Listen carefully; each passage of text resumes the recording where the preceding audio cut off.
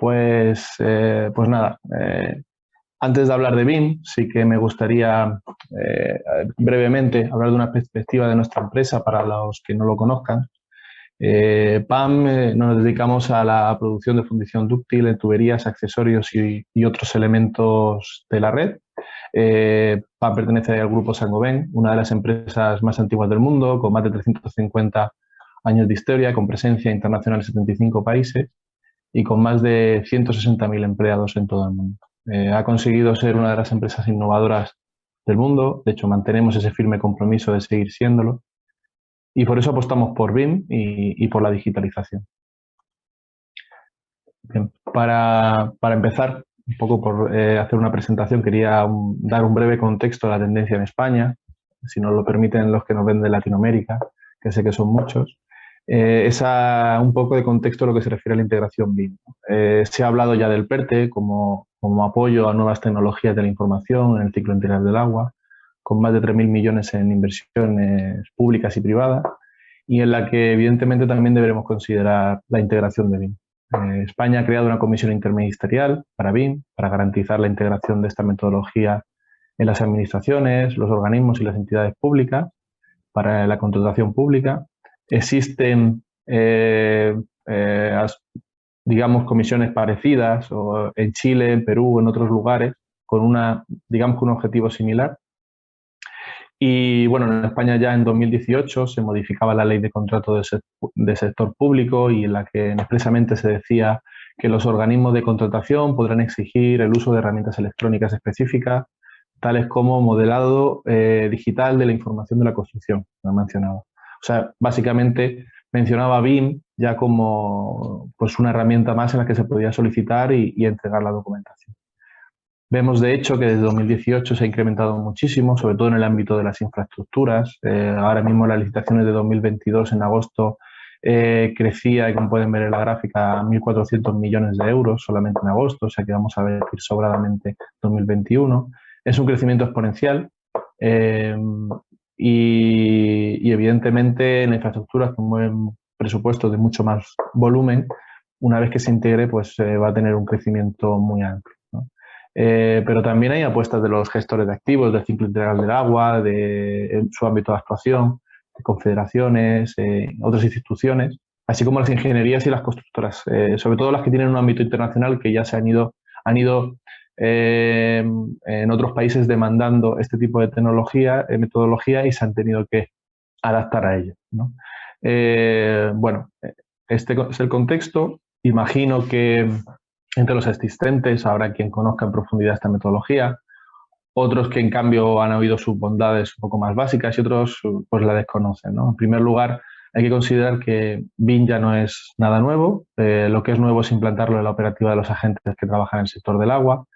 En España y Latinoamérica no es algo extendido, aunque bueno, yo he tenido el placer de trabajar en Chile y sí puedo decir que en Chile sí que está más implantado, pero podríamos decir que tanto en España como en otros países está más implantado en el mundo de la arquitectura. En nuestro campo, los países se implantan todavía con proyectos que podríamos decir puntuales o pilotos, aunque cada día empieza a ser una realidad extendida y es más palpable, sobre todo en la construcción de plantas de tratamiento. Hoy no pretendo hacer una explicación de lo que es BIM, sino dar detalles de lo importante que está afectando a nuestro sector. Hablaré de las transformaciones que están teniendo, sobre todo en la forma de trabajo principalmente, cómo cambian los perfiles profesionales y qué puede aportar cada agente en dicha transformación. Porque esto es importante, BIM necesita la implicación de todos los agentes que afectan en un proyecto y que también operan la infraestructura. Y para ello les mostraré nuestra experiencia, lo que desde el punto de vista de los fabricantes, en concreto PAM, estamos aportando ya a esta transformación. Traigo una definición de Building Smart, que para quien no lo conozca es una organización sin ánimo de lucro que pretende generar estándares, que publica investigaciones de expertos, guías de apoyo a la implantación de la metodología en la construcción, y que define BIM como una metodología de trabajo colaborativa para la gestión de proyectos de construcción, y yo agrego y explotación de infraestructura. Y lo hago en referencia porque hay más vida más allá de la construcción y BIM tiene, y la metodología BIM tiene, como se podrá hablar aquí seguro, pues mucho más vida de ello y mucha más utilidad también después de la construcción en la fase de explotación. En esencia consiste en definir un activo mediante herramientas 3D y apoyado por nube o servidor donde se comparte información y atribuirle información, parámetros de una forma visual que nos permita de forma eficiente colaborar, modificarla y tomar las decisiones durante todo el proceso de su vida útil. Y digo todo el proceso, me refiero también hasta su destrucción. BIM, como sabéis, supone una evolución de los sistemas de diseño tradicionales basados en plano, ya que incorpora la información geométrica en 3D, pero también incorpora otros usos para la gestión del tiempo, los costes de una infraestructura, valoraciones ambientales o sociales y, por supuesto, el mantenimiento, la explotación o la seguridad y salud en una obra. En fin, en esencia es todo el ciclo de obra de una infraestructura.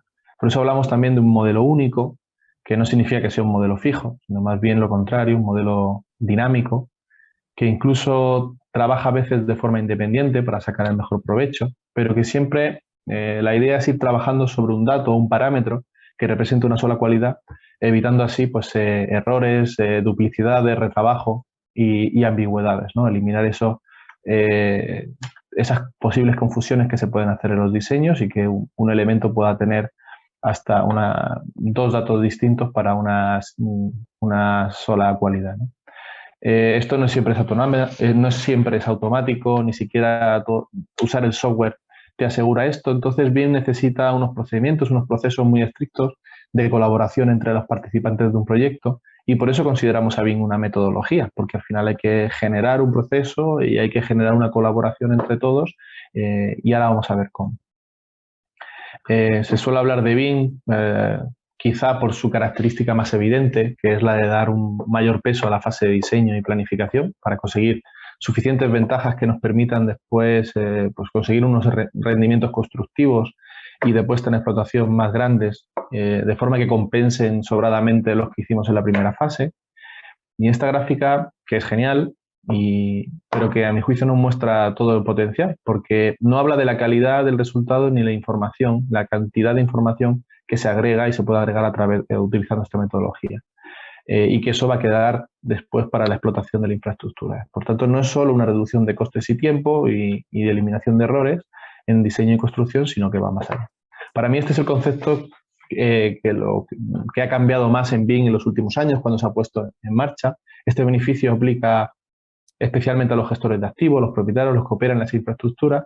Y comento esto porque en el mundo del agua esto es vital. A mi juicio es lo que realmente va a impulsar BIM en el sector, a diferencia que a lo mejor en el mundo de la arquitectura, la edificación, podría, digamos, potenciar otros beneficios que tiene el uso de esta tecnología. Y ahora quiero explicar mejor este punto. En algunos sectores va a potenciar aún más el valor añadido, el agregado que entrega el gestor a los activos, que en la realidad pudiera generar a primera instancia algunos participantes en el proyecto, en materia de tiempo me refiero. Y en esencia se puede ver fácilmente que lo que agrega más posibilidades y no solo la teoría de eso que comentaba, ¿no? De tiempos y de ahorro de tiempo, costes y errores. Podemos poner el ejemplo del inventario. Con BIM consiguiéramos un inventario mucho más amplio, más detallado, con una información mejor gestionada y vinculada. Conseguimos planos as-built, que muchas veces nos gustaría que fuesen realmente lo que se nos entrega planos as-built o lo que fabricamos realmente entregamos planos as-built y que no refleje y que muchas veces pues no reflejan estos planos la realidad constructiva. Con BIM esto se vuelve enormemente más fácil, se va haciendo durante todo el proceso y por tanto realmente se consiguen planos as-built. Pero también valorar otras cualidades de los proyectos, como pueden ser las ambientales, la huella de carbono, el reciclaje, la reutilización, todo lo que vaya asociado a poner y parametrizar y colocar valores en una infraestructura que después fácilmente son exportables y calculables, ¿no? Y evidentemente la capacidad de hacer simulaciones o análisis durante la fase de la construcción o la explotación para tomar mejores decisiones. Como suele ocurrir siempre que hablamos de los procesos de transformación digital, hablamos también de cambiar una filosofía de trabajo, un manejo considerable que conlleva un manejo considerable de las herramientas digitales. Y para nosotros esto se explica en tres pilares principales. Uno es la colaboración y la creación de formas de trabajo y procedimientos. Otros son los lugares donde se produce esa gestión de la información. y otros son las herramientas que modelan y recrean la infraestructura y sus propiedades, ¿no? Hay que tener en cuenta que BIM requiere una participación activa de todos los agentes, incluso los que no han llegado, digamos, a su fase, por lo que no consiste como la forma tradicional de trabajo, compartir fases opacas que después se entregan de forma física o digital, que generalmente generan poca información y donde las responsabilidades pueden quedar un poco diluidas. Ahora, sin dejar de tener ese punto contractual o de responsabilidad, se hace mucho más participativo, más transparente, más comprometido entre los participantes. Y eso no digo que deje de existir, lo que digo es que cambia mucho el enfoque del proyecto. Pues el fin último es el objetivo es conseguir un producto de alta calidad. Y además donde evidentemente los agentes reciban todas las ventajas durante el proceso. Esto nos obliga pues, a tener una buena colaboración y cambiar el objetivo que sea la calidad del producto. BIM, pues habréis escuchado, no consiste en dibujar cosas bonitas en 3D. Todo esto no funcionaría sin un método o forma de trabajo, como os he hablado, y evidentemente esto convierte a BIM en una metodología, como he dicho antes, que está apoyada en la digitalización. BIM está cambiando la filosofía de trabajo, como he dicho, mucho más colaborativa y procedimentada, y siempre el foco es que se introduzcan las necesidades de fases posteriores en una anterior, de manera que podamos planificar mejor y eliminar errores y hacer un producto de más calidad. Así que, bueno, aquí esto es un punto que puede ser considerado una debilidad porque al final necesita mucha colaboración y BIM se enfrenta a conseguir un trabajo de forma estandarizada, un lenguaje común, independientemente de quién participe o qué herramientas digitales se use. Aquí hablamos de la famosa interoperabilidad en la metodología, que significa que podamos usar un software u otro sin perder mucha información durante el proceso. De hecho, una de las discusiones usuales que es definir en qué grado de definición se usa en un modelo, qué cantidad de datos se analizan cuando debe nombrarse una variable o para que simplemente el software lo lea, porque hay ciertas limitaciones informáticas para trabajar, para que sea de forma rápida y dinámica y no sobrecargar los modelos. Entonces, esto se conoce como LOD o el niveles de definición o desarrollo de detalles, si hablamos desde el punto de vista de la geometría, o LOI si nos referimos a la cantidad de información, el nivel de información. En la fase de madurez que tiene BIM ahora mismo, que podríamos considerar algo temprana, veréis innumerables iniciativas para conseguir esto. Empresas o, bueno, asociaciones sin ánimo de lucro, empresas interesadas, agentes públicos, de todas las maneras. Hoy en día podemos decir que lo que más se trabaja es estandarizar y crear una interoperabilidad entre los software y hablar de un lenguaje común de datos para que se pueda manejar mejor la cantidad de información que reproducimos, ¿no? Y ser traspasada de unos agentes a otros. Sin duda, hay desarrollos informáticos que se han ido desarrollando estos años que nos dan la base de esta metodología para que se pueda ser viable y estos software que nos permiten la modelización en 3D, que no es solo dibujar, sino asociar a estos modelos, datos y parámetros, formulación y programación que nos definen mucho más allá de la geometría. Y esto nos permite entender mucho mejor la infraestructura. Debemos entender que el ser humano es un animal visual y que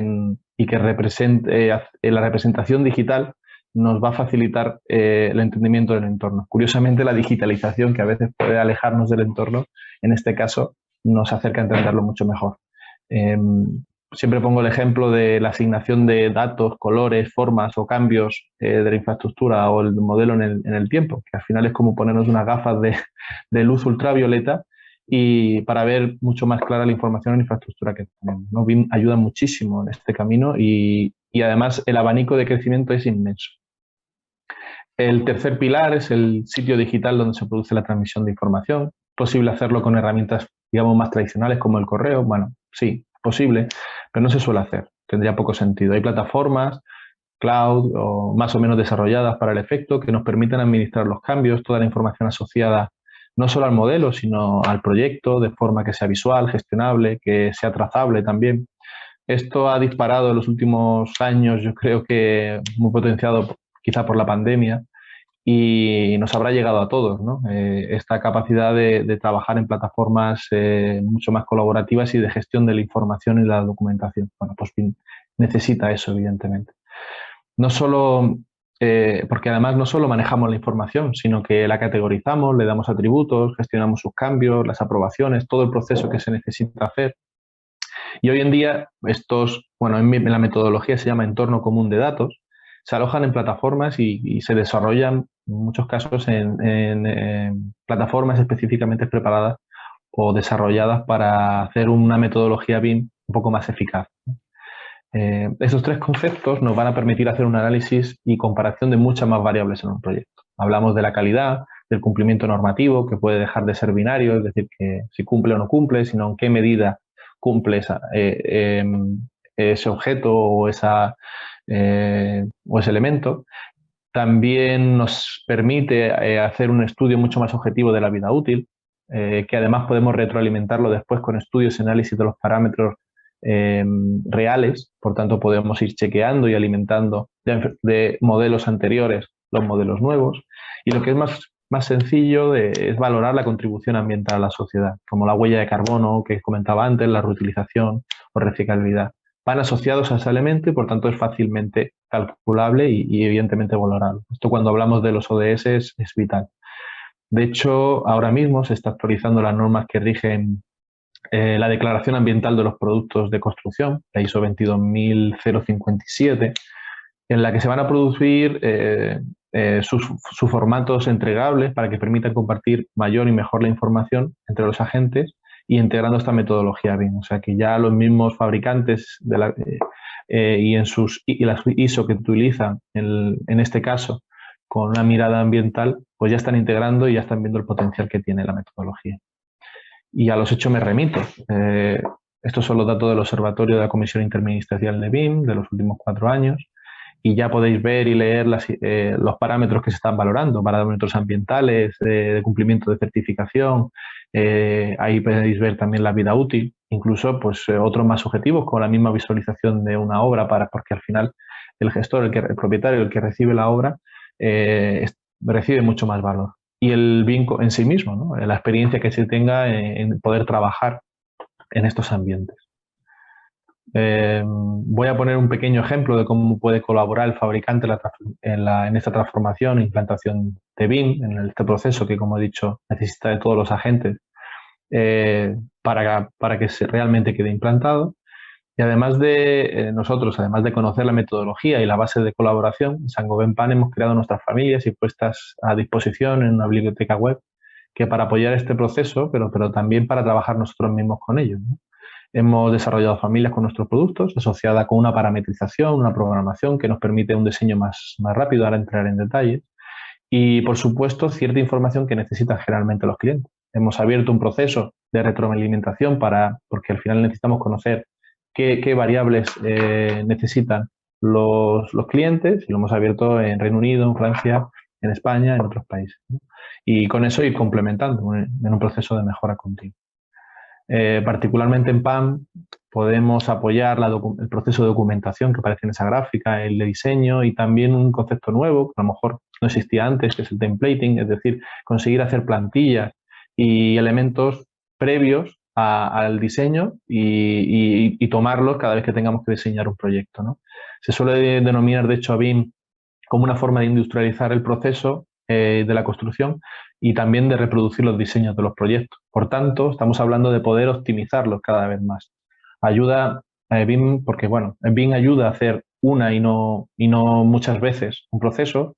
Esto disminuye enormemente la variabilidad, eso fomenta la mejora continua y una manera de perfeccionamiento y eliminación de errores en los diseños. Este camino un poco más sencillo para nuestros clientes. Para conseguir facilitar el diseño de la ingeniería o reducir los errores y los costes de construcción, pero también para dar más información al gestor de activos. Entonces, lo que estamos haciendo es acortando la fase de diseño, haciéndolo más y apoyar también la fase de construcción. Una de las ventajas es que usando este tipo de familia, pues reduce considerablemente el tiempo que se dedica al diseño y lo perfecciona, porque estás trabajando siempre sobre ello o estamos nosotros trabajando sobre ello. Y me explico. Por ejemplo, nosotros tenemos elementos, como pueden haber ahí, que ven ustedes en la imagen. Al acercar un elemento a otro, que se identifiquen, por ejemplo, los diámetros, que se ajusten automáticamente. Toda la información asociada a ese elemento que ha cambiado por el diámetro queda actualizada, su geometría, sus características, sus pesos, y elimina la posibilidad de error mediante sistemas digitales, por ejemplo, de poke-yoke, que es lo que en industria se conoce como a la imposibilidad de unir piezas que no pueden unirse en la realidad, ¿no? O que no deberían poder unirse. Por ejemplo, una junta incompatible. En esencia es procurar acercarnos a un montaje virtual, de manera que podamos probar, analizar, optimizar y reproducir una instalación. De hecho, se pueden montar vídeos de secuencias, por ejemplo, en programas específicos o en las mismas formaciones. No es lo mismo que yo explique cómo cerrojar o instalar en pendiente en fundición dúctil, que yo hago una secuencia para ese proyecto y se pueda adaptar fácilmente a los entornos en los que se está trabajando. Bueno, aquí explicar también que en PAN tenemos departamentos técnicos que están enfocados en resolver las cuestiones técnicas de los diferentes proyectos y realizar formaciones sobre nuestras soluciones. Y BIM nos va a permitir estudiar mucho mejor estas alternativas, más rápido, compartir la información con los clientes. Y lo que estamos procurando al final es adelantar el montaje, permitir un montaje, como he dicho antes, un montaje virtual, porque al final lo que estás haciendo es que en la fase de diseño estás reproduciendo todo el montaje que vas a hacer durante la fase de obra, evitas un montón de errores, puedes probar, optimizar todo ese proceso y conseguir al final una instalación más rentable y eficiente. Evidentemente, eliminar los errores de instalación porque los prevés mucho antes y entregar, a mi juicio, que es también un valor muy importante, entregar mucha más información al final al cliente. Esto es lo que, para mí, algunos de los ejemplos del potencial que tiene, pero quizá no son los únicos, ¿no? Hay muchos más. Para terminar, he dejado una lámina donde me gustaría resumir brevemente los principales puntos que he ido comentando y bueno, decir que, resumiendo, ¿no? que BIM es un valor fundamental para la transformación digital en nuestro sector, es un valor fundamental para la transformación y la digitalización de la construcción y la ingeniería, es un valor que está llegando ya, todos los que, sobre todo los que trabajan en planta de tratamiento lo sabrán, es muy demandado. Es un cambio cultural y por tanto obliga a las personas a trabajar de otra manera. Los que somos ingenieros y hemos dedicado más tiempo a la construcción y la ingeniería, nos va a suponer un cambio muy, muy importante en los modelos, incluso a las empresas y desde el punto de vista contractual. Y es una labor colaborativa por eso mismo, ¿no? Porque como comentaba, es una labor colaborativa, muy participativa en todas las fases del proyecto, por lo tanto se tiende a una mayor vinculación en las fases anteriores y posteriores de lo que normalmente o hasta ahora de la forma tradicional se venía haciendo, ¿no? Potenciar mucho más el análisis y la mejora del proceso de la toma de decisiones, cambia totalmente la capacidad de analizar se dispara y por tanto mejoramos la toma de decisiones y además tenemos que entender que es una fase de poca madurez, es decir, vamos a desarrollar muchísimo más software, vamos a desarrollar mejor el lenguaje en que los entendemos y por tanto en el futuro va a haber mucha más capacidad de hacer esto. Mucha más capacidad de gestionar mejor la información. Indirectamente, ¿cómo nos implica esto? Porque permite valorar variables o, digamos, permite valorar alternativas con variables que antes no lo hacíamos, como pueden ser las ambientales o como ahora que es tan importante para todos la huella de carbono, los objetivos que se tiene en materia de los ODS o en materia ambiental o social. BIM permite una valoración mucho más objetiva de estos elementos, de estas variables. Además de los beneficios en materia de ahorro de tiempo, de costes, de errores de construcción. Además de eso, BIM aporta mucha calidad al resultado y mucha más información y capacidades a la hora de explotar una infraestructura, ¿no? Y bueno, decir que esto no es una opción sumarse, no sumarse ese cambio porque ya es una realidad y el que no se suba al tren pues irá quedando poco a poco fuera del mercado, como habéis podido ver en las licitaciones que antes se ponía en las primeras láminas. Bueno, muchas gracias a todos.